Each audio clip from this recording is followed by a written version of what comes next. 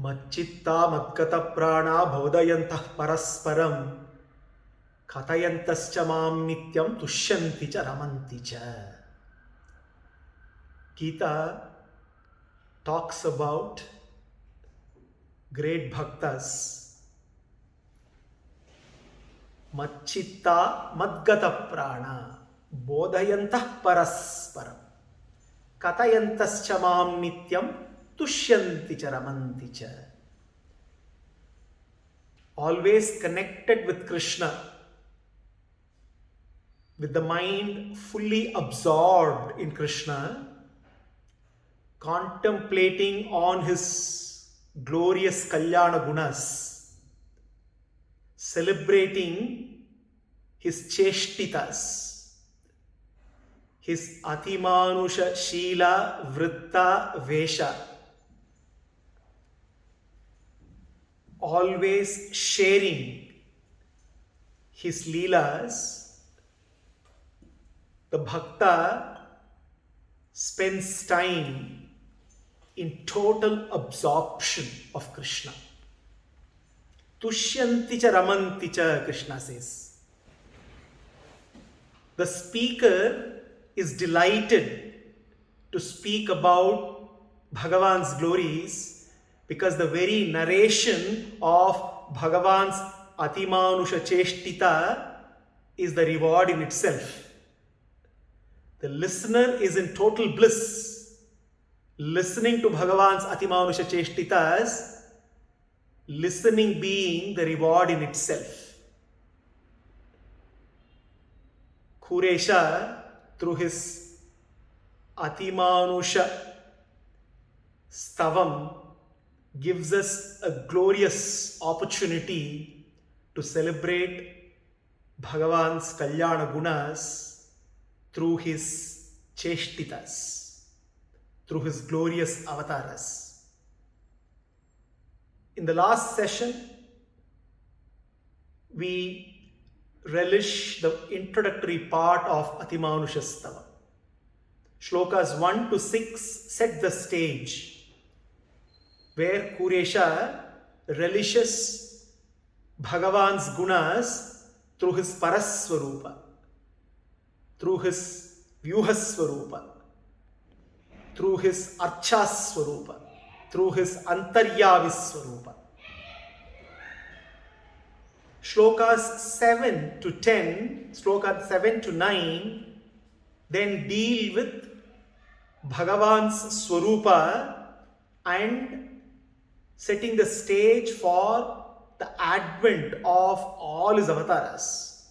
Kuresha discovers the real reason for Bhagavan's avatars. And then beyond Shlokas 10, he dives deep into the avatars and the Atimānuṣa Cheshtitas.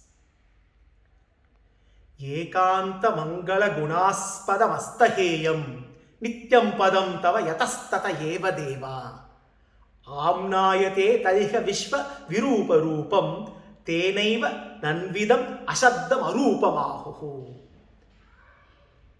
Kuresha describes Bhagavan's Divyatma Swarupa, his divine Swarupa, his nature in Shloka 7. Ekanta mangala gunaspada astaheyam nityam padam tava yatastata eva deva. Bhagavan has two unique characteristics. Here in this shloka, Kuresha talks about Bhagavan's Ubaya Lingatva.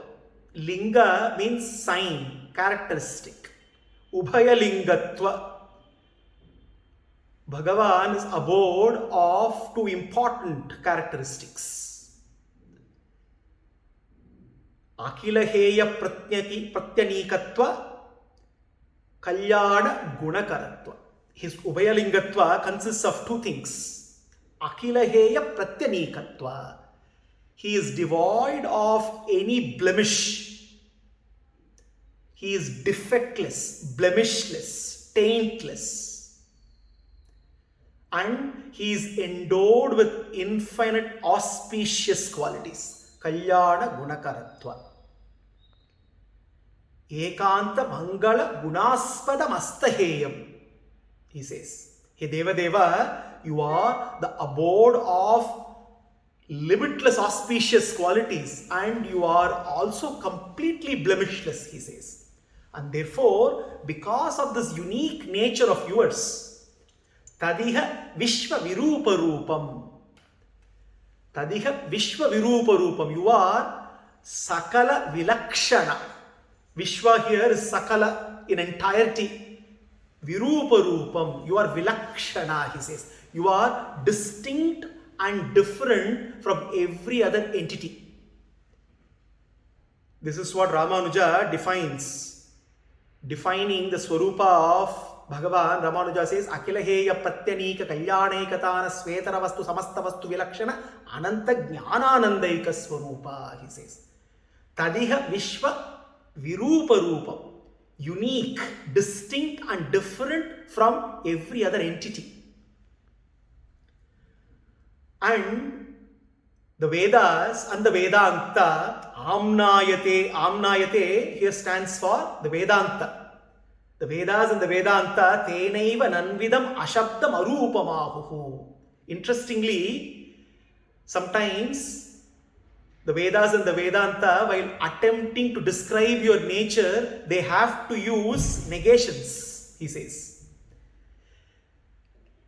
The Vedas and the Vedanta have two approaches in describing Bhagavan. They use affirmations, assertions. They also use negations on the other hand. Ashabdam, Arupam, Avyayam. These are all negations. Kuresha says it's very important to understand why the Vedanta sometimes uses negations in addition to assertions and affirmations. Ashabdam, which means he cannot be explained by only one word. One word cannot completely define him. Arupam, he is formless.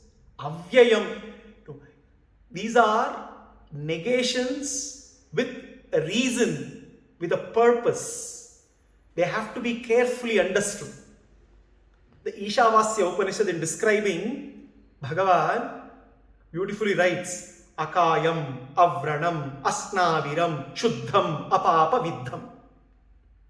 Akayam means one who does not have a body. Avranam, one whose body is soreless, without any infections. Asnaviram, without any muscles, sinews. Shuddham, Apapa Viddham. Now, these are all negations in describing the nature of Bhagavan. It is interesting that the Upanishad does not stop just declaring he is Akayam. It would have been enough to say he is Akayam. He does not have a body. On top of saying Akayam, it goes on to say Avranam, Asnaviram. Now, isn't it obvious that if one does not have a body, then where is the question of having infections in the body, sores in the body, muscles or sinews in the body? If there is no body, then there is no need to further elaborate. The Vedanta could have just said he is Akayam, but it goes on to say he is Akayam, he is also Avranam, Anaswaram, Shuddham, Apapa Viddham. So which means the Upanishad wants us to rise to a new understanding of his nature. Kaya is physical body made up of Prakriti. Akayam means he does not have a body which is made up of Prakriti. His nature is not materialistic. His nature is spiritual. He has a form, he has a body which is spiritual in nature. And therefore, such a spiritual body, such a spiritual form is not subject to changes like Prakriti. Is not subject to illnesses. Is not subject to sores. It does not have physical body parts that any form, any body that is made up of Prakriti can be can be looked upon. So therefore, the Vedanta uses negations in order for us to understand that he is blemishless, taintless. We see these negations and assertions always coming together, posing an issue of seemingly conflicting in nature. He is Rupa, he has Rupa, he is Arupa. He is Nirguna, he is Saguna. The Vedas and the Vedanta do not mean to confuse us. There cannot be inherent conflicts within the Shruti. These have to be easily reconciled. How can we understand these seemingly conflicting statements? The only way to easily understand this is to take a simple analogy which we can relate to. Let's say a teacher makes two statements. The teacher makes the first statement, Govinda stayed at home. The teacher made a second statement, Govinda scored 100% in the math exam.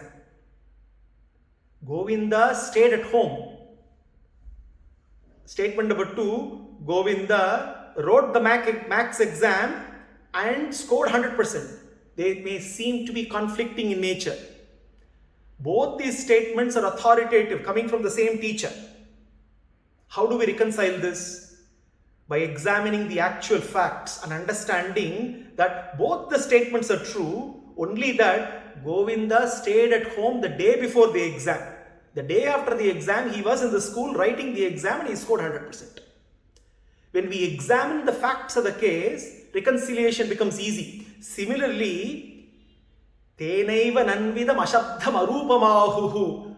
All the negations that are declared in the Vedanta along with the affirmations and assertions are to be understood as the negations are for declaring that he is aprakrita.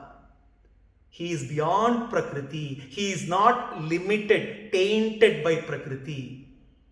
He is completely blemishless. Akila heya pratyanika.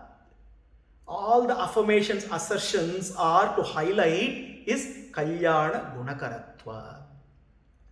So thus, in Shloka 7, Kuresha celebrates the divine Swarupa and the Divya Mangala Vigraha. Both his divine Swarupa is in no way conflicting with his Divya Mangala Vigraha. Formlessness and form are not conflicting with each other at all. Formlessness essentially is his vibhutva, is being omnipresent. He pervades and permeates the entire creation in order to sustain and control from within. At the same time, he also has the Divya Mangala Vigraha, a divine form. Avikaraya, Shuddhaya, Nityaya, Paramatmane, Sadaika Rupa Rupaya, Vishnave, Savajishnave. Parashara clarifies it categorically. Sadaika Rupa Rupaya. He is Avikaraya, changeless. Shuddhaya is pure. Nityaya, eternal. At the same time, he is Sadaika Rupa Rupaya, Vishnave, Sarvajishnave. Ageless, changeless, eternally beautiful form. Which, therefore, the negation and the assertion actually complement each other in presenting Ubhayalingatva of Bhagavan. He then goes on, Kuresha, to raise a very important question. In Shloka 8, he in fact raises a concern. Hey Bhagavan, you are Atindriya. You are Atindriya because you are beyond our Indriyas. Unfortunately, in this material world, all that we are able to perceive are the sense objects. With our Indriyas, we can only perceive this world of matter, and therefore these despicable sense objects become the only objects for us with which we engage. And unfortunately, you are beyond the grasp of our Indriyas. You are Atindriya. He says, hey Bhagavan, what kind of a lila is this? You cannot seem to be within our grasp. We cannot seek to grasp you at all. Whenever we seek to grasp you, we fail. Our intelligence fails. Our Indriyas fail. But then he assures himself, he says, we cannot seek to grasp you, hey Bhagavan, but we can seek to be grasped by you. Because we know that you repeatedly descend to grasp us. You, by descending, you grasp us, you grasp our heads and our hearts. And therefore, in Shloka 9, Kuresha discovers the real reason for Bhagavan's avatars.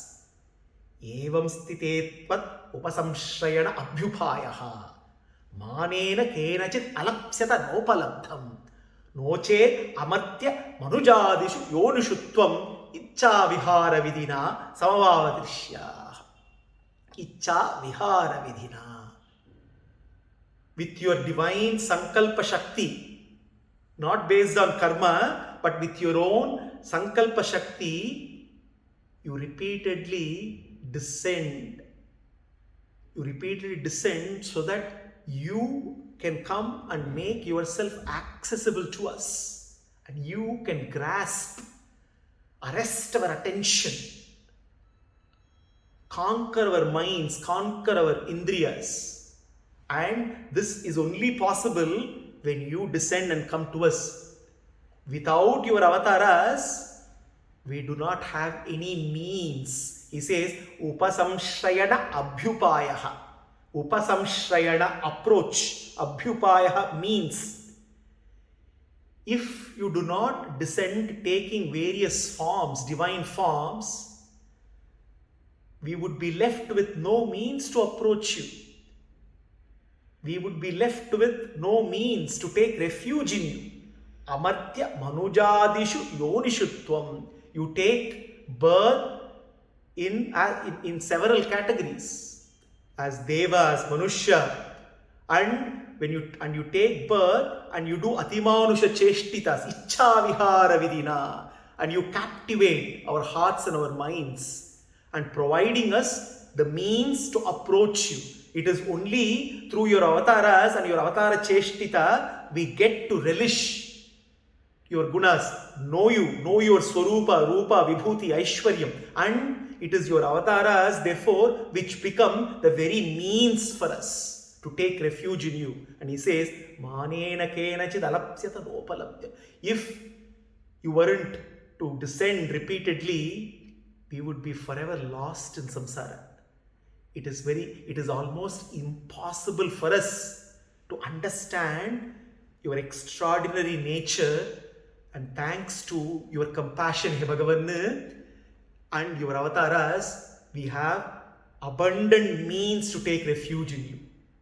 Thus, with this shloka, Kuresha sets the stage for diving into the avatara cheshtitas. One of the interesting avatars that Kuresha takes up right at the very beginning is an avatara or a cheshtita where Bhagavan displays his sarveshwaratva and jagatkaranatva in a very unimaginable fashion. In a way nobody would ever imagine. Who would ever imagine the Sarveshwara, Jagatkarana, the Akhila Karana, the Adbhuta Karana?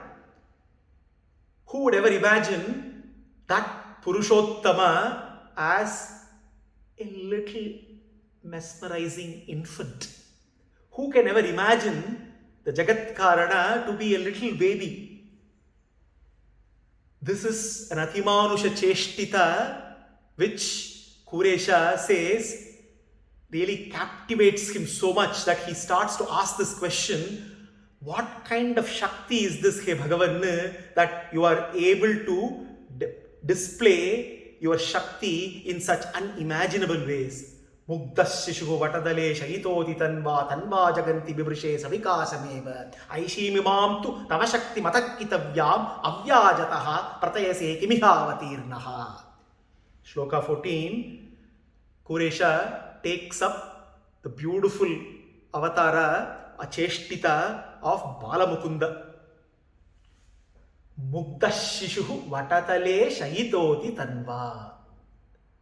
Tanva jaganti bibrishe savikāsameva. Aishim imam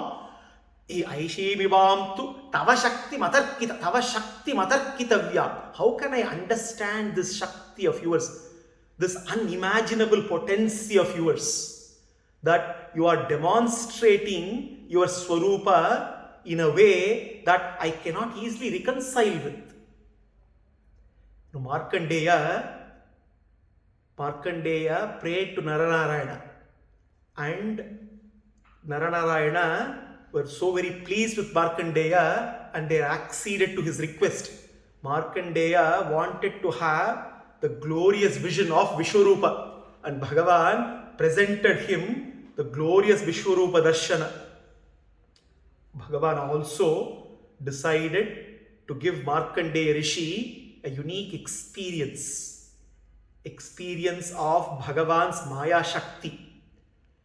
Markandeya was made to go through an experience that he could never forget, an exhilarating, electrifying experience. Bhagavan's Maya Shakti, divine powers. The Rishi got caught into a storm of unimaginable proportions. But within the storm, Markandeya found calm when he could see the glorious vision, when he could see Bhagavan in a mesmerizing form of an infant. Mugdashishu vatadale shayitoti tanva. Mugdashishu vatadale. Bhagavan, it seems, was gently reclining in the form of a shishu, in the form of an infant. He was lying on a tender shoot of a banyan tree, a banyan leaf. Shayitoti tanva. And Kuresha says, Tanva jaganti bibrishe savikāsameva. Hey Bhagavan, you are very comfortably holding the entire universe without any congestion in a tiny part of your little stomach. You are in the form of a tiny infant with a tiny stomach, and within the tiny stomach you could fit the entire Brahmanda without any congestion. Savikāsameva. Tanva jaganti bibrishe savikāsameva. Kararavindera padaravindam mukharavinde viniveshayantam vatasya patrasya puteshayanam balamukundam manasasvarami. Hey Balamukunda, what a divine sight, what a divine vision. Kararavindena padaravindam. It seems Balamukunda was gently lying on the banyan leaf with his lotus-like hands. He was holding on to his lotus-like toe, pulling his lotus-like toe.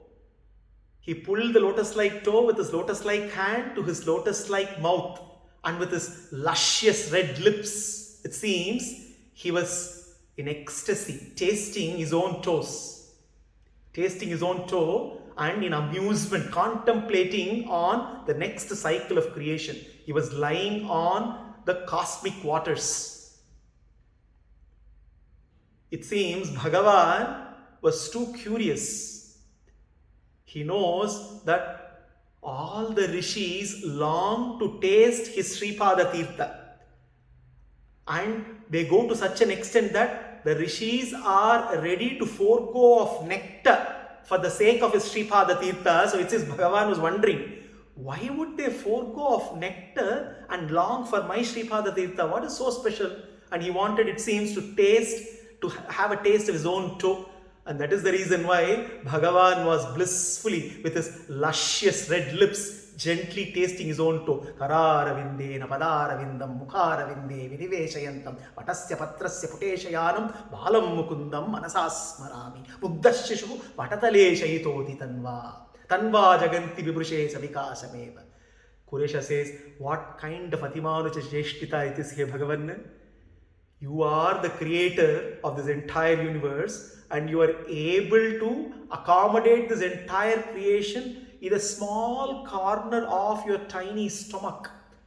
And you are demonstrating your Jagatkaranatva and your Sarveshwaratva to Markandeya so very effortlessly. And tasting your lotus toe. If Bhagavan was tasting his own toe and he was in ecstasy as Balamukunda in another avatara, he was so very compassionate that he let the entire Brahmanda taste his Sripada. This is the avatara celebrated widely across the Vedas and the Vedanta. Our Shastras have a special liking for one avatara. The avatara which is glorified across all the four Vedas, across the Vedanta. And Kuresha goes on to relish the Atimānuṣa Cheshtita of Vamana Trivikrama. Pannirmita Jataragaja Tavatriloki Kim Bhikshanati Yamrite Bhavatadurapa Madhye Kadatuna Vichakramishe Jagachet Tatvikramaihi Katamiva Shutiranjita Syad. Kuresha, he contemplates on the Vamana Avatara, and all he could immediately ask was, hey Bhagavan, what did you end up doing? What did you end up doing? You are Sarveshwara. This entire universe belongs to you. All the three lokas belong to you. And you went, and the only way you could get it back is by begging. You had to go and beg what rightfully belongs to you. What kind of an Atimānuṣa Cheshtita is this, hey Bhagavan? Pannirmita Jataragaja Tavatriloki. All the three lokas belong to you. They are your vibhuti, your Aishwarya, your property.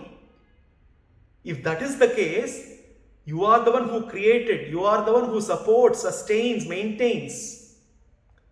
And if that is the case, Kim Bhikshanat Yamrite Bhavatadurapa. What was the reason? Why were you required to go and beg the same from Mahabali Chakravarthy? Mahabali Chakravarthy was a glorious king, no doubt. He was an Asura king, but he was glorious. He was known for several of his dharma karyas. But unfortunately, the greed in him overpowered him and he ended up conquering the three lokas and ended up stealing them from Indra. Therefore, the three lokas were to be once again given back to the rightful owner. And Bhagavan took the avatara of Vamana and approached Mahabali Chakravarthy and begged him. The Shastras call Vamana Purushottama, Uttama Purusha. There are three kinds of Purushas that we know. Adhama Purusha, Madhyama Purusha, Uttama Purusha. Adhama Purusha is a Purusha who does business quid pro quo. You give and I give back. I take, you give, take and give. Madhyama Purusha is one who gives without any expectation of a reward. Uttama Purusha, one who belittles oneself and keeps giving profusely. Bhagavan is Uttama Purusha. He is ready to belittle himself, ready to put himself in discomfort for the sake of his devotees, for the sake of Indra, for the sake of the Devatas. Bhagavan belittles himself, becomes a Vamana, a dwarf, and goes seeking alms. The master of the universe, the owner of the universe, belittles himself, seeking alms, goes around begging from Mahabali Chakravarthy. Kim bhikshanat yamrite bhavatadurapa madhye kadatuna vichakramishe jagached tatvikramaihi kathaviva shutiranjita syat. Kuresha is wondering, what made you do this, hey Bhagavan? What is the reason? And then he himself gives the answer. He says, I know the answer. Hey Vamana, I know the answer why you did that. The only reason you did that, because without that, the Vedas wouldn't have become lofty as they are. Madhye kadatuna vichakramishe jagatchet. Tat vikramaihi katamiva shruti. The Vedas go at length describing this avatara, go at length glorifying those 3 strides that you made, measuring all the lokas. It is only because of this glorification of yours that the Vedas have attained a special status. Kuresha says the Vedas attained Vedatva. What is Vedatva? Vedatva is giving us the means to reach the goal. The Vedas attained the Vedatva. The Vedas attained the Vedatva and declared the means to attain the ultimate destination. The means being your Sripada. The Vedas attained Vedatva. The Vedas attained the lofty status only because of your descriptions filling everywhere in the Vedas. The Vedas have a very special place for you, and the glorious description of your 3 strides is what makes the Vedas so very special. Thus, Kuresha describes and relishes Vamana Avatara. And then he goes on to take up another avatara which is widely described in many different ways across the Shastras, where Bhagavan displays several of his Kalyana Gunas, his Adharatva, his Niyantritva, his Antaryamitva, all the Adharatva, he being the support of all supports, his Antaryamitva. He is Antaratma, he is Antaryami. He is Antaratma because he indwells in every entity. He is Antaryami, he controls from within. He is the inner controller, he is the Niyanta. Everything else is controlled by him, Niyamyam.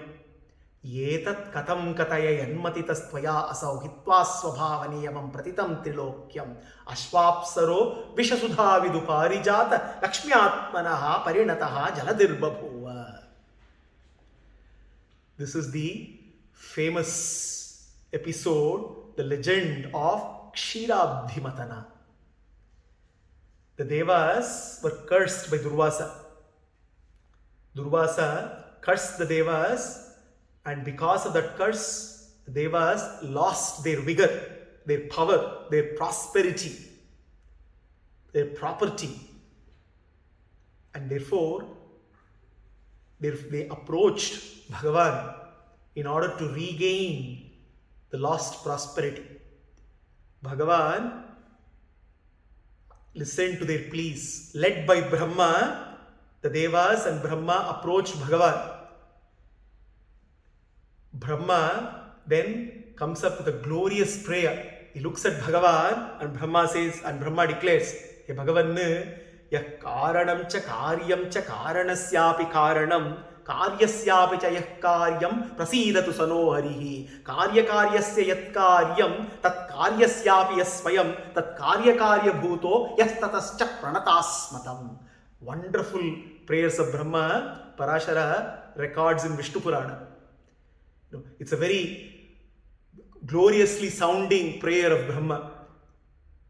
Could also be sounding like a tongue twister.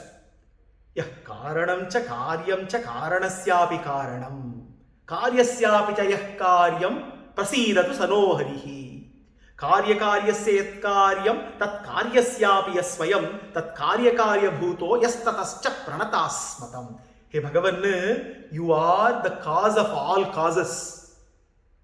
You are the effect of all effects. You are the cause, you are the effect.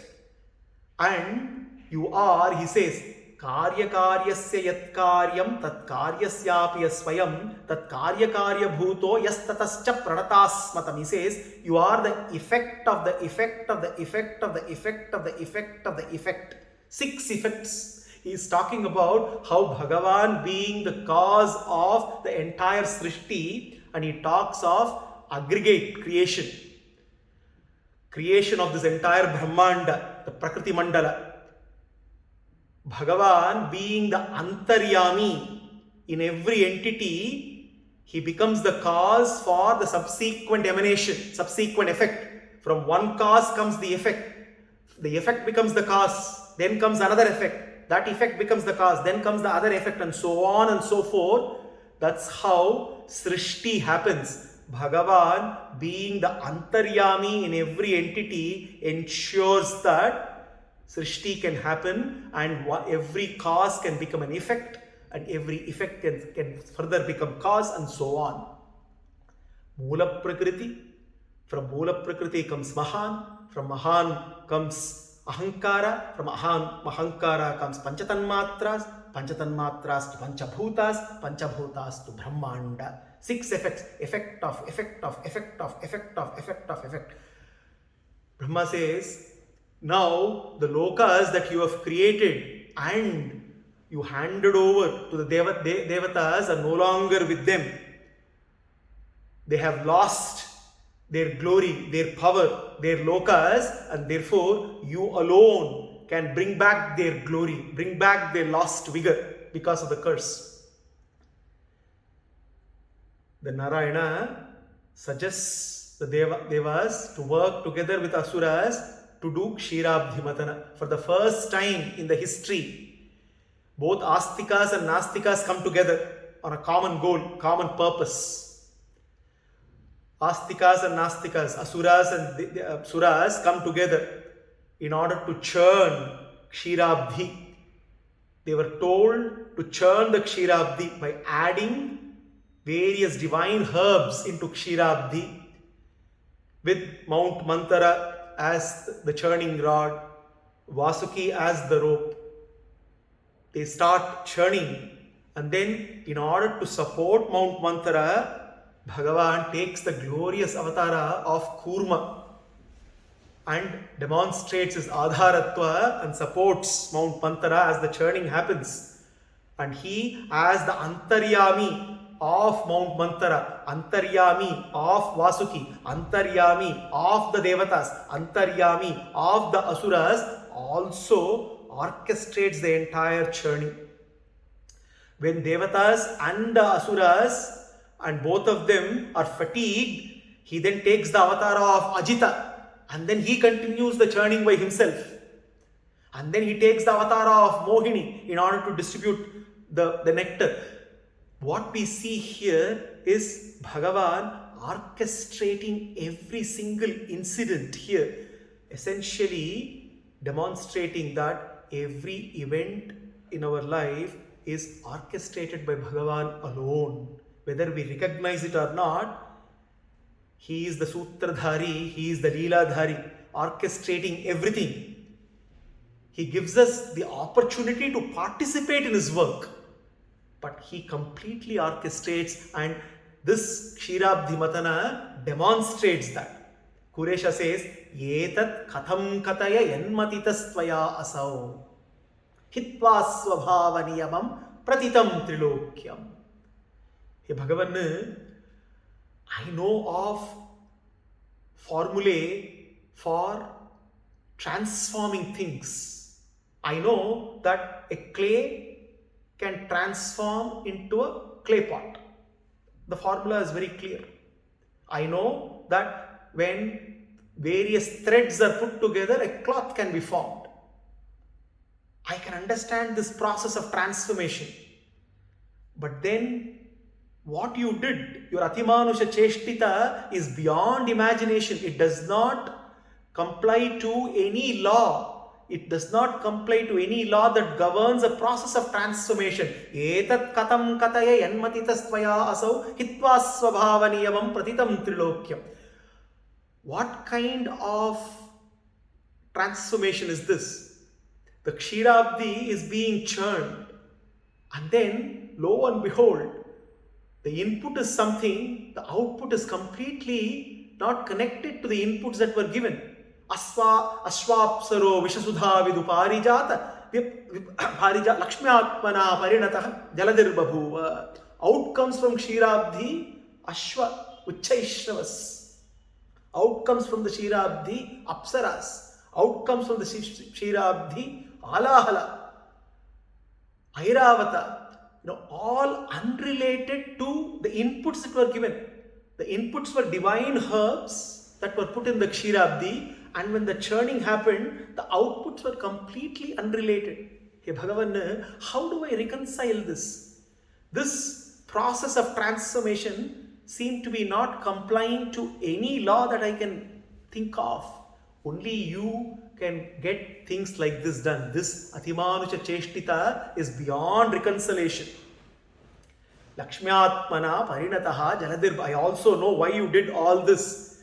Hey Bhagavan, you are orchestrating everything. You're creating a drama as though you are doing every work to help devas and asuras, but the reality was you were actually helping yourself. While everybody was working for Amrita, you alone knew that you were actually working for the Amrita of all Amritas, Sri Mahalakshmi. What an Atimānuṣa cheshtita, he Bhagavan. So thus, in the Shloka 17, Kuresha celebrates the Kurma Avatara. Now, this second segment of Atimānuṣa cheshtita, Atimānuṣa stava, celebrates a variety of avataras where Kuresha is relishing the Shila, Vritta and Vesha of various avatars. This sets the stage for him to move on to the third segment of Atimānuṣa stavam, where he dedicates the segment to celebrating the Atimānuṣa Shila, Vritta, Rupa, the Cheshtitas of Rama. And in the final segment, he celebrates Krishna Lila and Krishna Avatara. We will continue to contemplate on the Mugdha Shishuhu, who was blissfully tasting his own lotus-like toe, contemplating on Srishti and what comes next. What comes next for us is Atimānuṣa cheshtita of Ramavatara, which we will celebrate in the next session. Until then, let us also contemplate along with Balamukunda. Sarvam Sri Krishnarpanamastu.